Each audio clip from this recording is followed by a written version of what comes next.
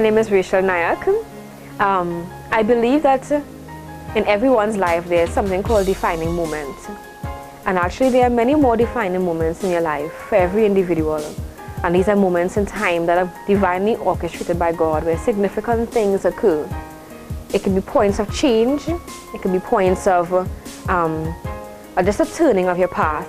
It can be points of just you being elevated from one place to the other. I mean, Joseph had many defining moments in his life. And what I'm going to share with you are just some of the defining moments in my life.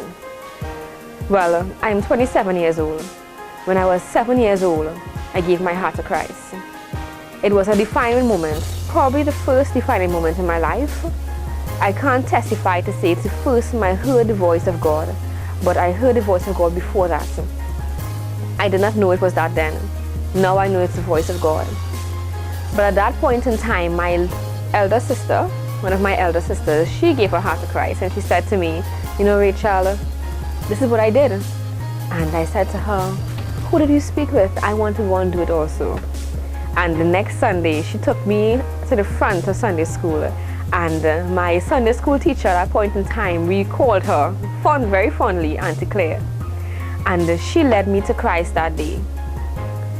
The second defining moment in my life, however, occurred at 11 years old. I was about 10 and a half or 11 years old.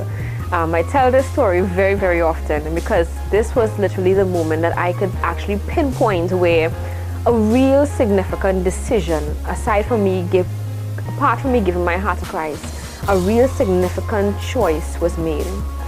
That day I had gotten my common entrance results, and I remember seeing my slip and the school I passed for. It was not a prestige school. Actually, it was a school I did not want to go to. I had passed for a school that was once a junior secondary school, and well, for those who don't know, those were not the favorable schools. And I was timid. I was thinking, God, how do I tell my father what school I passed for? I did not know at that point in time that that school had just switched from being a junior secondary school to being a normal secondary school. But I remember standing up, and the way my primary school was, there was a particular ledge on top leading from the second floor of the school to the roadside. And I remember standing up on that ledge, and I stood up there and I was looking down at the other children in the courtyard playing.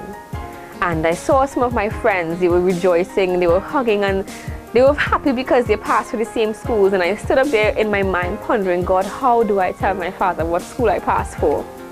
And at that point in time, God spoke to me. And the way in which he spoke, I would never forget it. It was almost as though I saw my life, and I saw where I am at present, or where I was at that point in time. And I saw where I would be had I not made a decision to serve the Lord. And then I saw where I would be if I made a decision to serve God. Now, I can't very much detail describe exactly how it was done. But God spoke to me, and I remember his voice so very clear. And I remember him saying to me, "It's time to make a choice."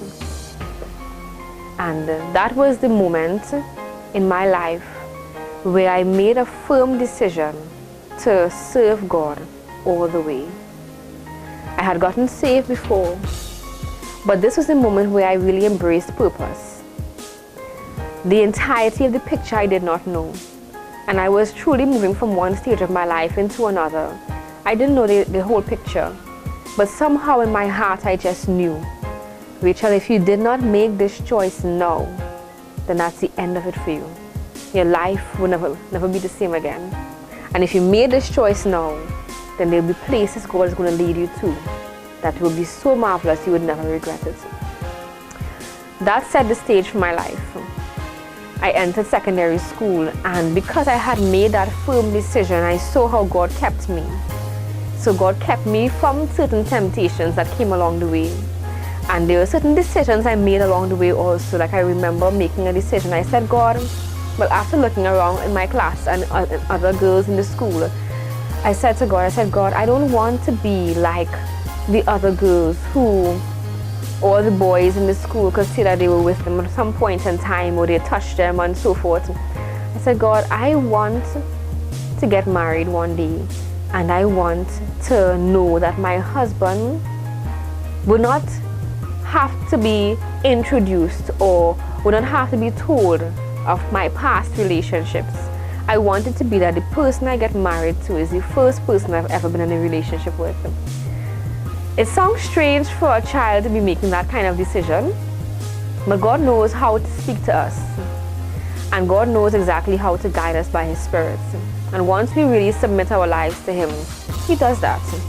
I mean, the book of Jude said that He is able to keep us from falling and to present us blameless. So He did that with me. At that point in time, I made a decision, and God continually reminded me of my decision.